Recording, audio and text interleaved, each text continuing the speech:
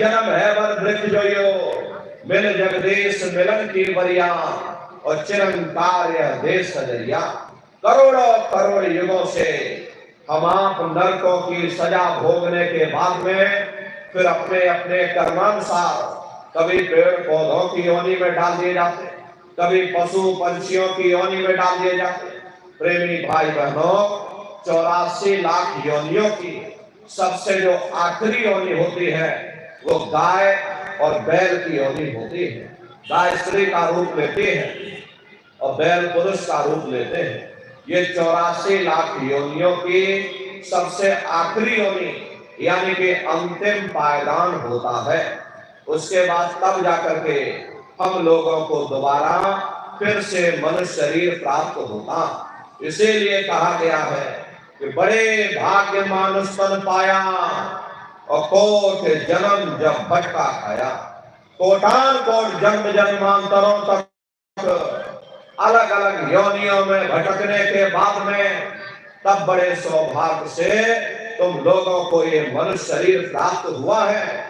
लेकिन बड़े अफसोस की बात है, जैसे किसी को हीरा मिल गया, उसे हीरे की परख नहीं, उसने हीरे को ले जाकर गधे के गले में बांध दिया। ठीक उसी प्रकार से ये मनुष्य शरीर उत्तम से उत्तम है, लेकिन इंसान इसकी कद्र नहीं करता। खाने पीने ऐश्वर्य में अपने कीमती समय को और श्वासों की पूंजी को बर्बाद कर देता। रात गवायो सोए के और दिवस गवायो खाए, हीरा जन्म अमोल था कौड़ी बदले जाए।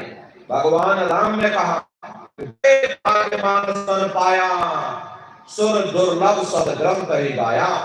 सुर कहते हैं देवताओं को, बड़े से बड़े देवी और देवता भी इस मनुष्य शरीर को पाने के लिए तरसते हैं, क्योंकि इसी मनुष्य रूपी मंदिर में बैठ करके हम आप उस परमात्मा की भक्ति कर सकते। इसीलिए संतों महात्माओं ने इस पंच भौतिक शरीर को सच्चा हरि मंदिर कहकर याद किया कि हरि मंदिर यह शरीर है और ज्ञान रतन प्रकट होए, ये असली हरि मंदिर है। जब भी वो परमात्मा मिलेगा इसी हरि मंदिर के अंदर मिलेगा।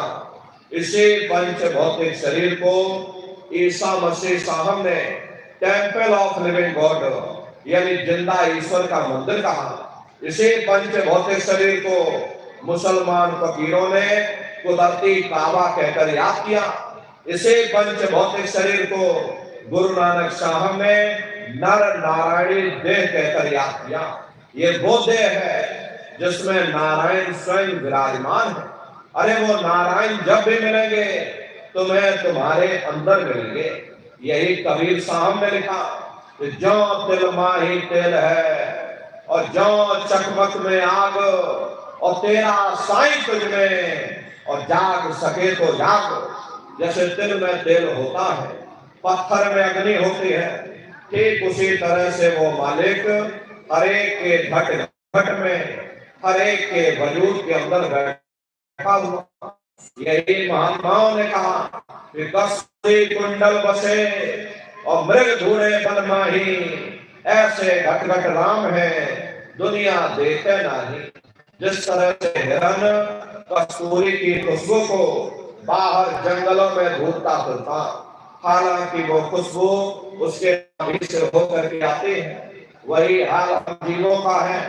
अरे हम दुनिया के जीव भी उस परमात्मा की खोज बाहर इस जड़ संसार में कर रहे, लेकिन महात्मा कहते हैं भाई मोकू का धूड़े रे बंदे, अरे मैं तो तेरे पास में, ना तीरथ में ना मूरत में, मैं तो हूँ विश्वास में।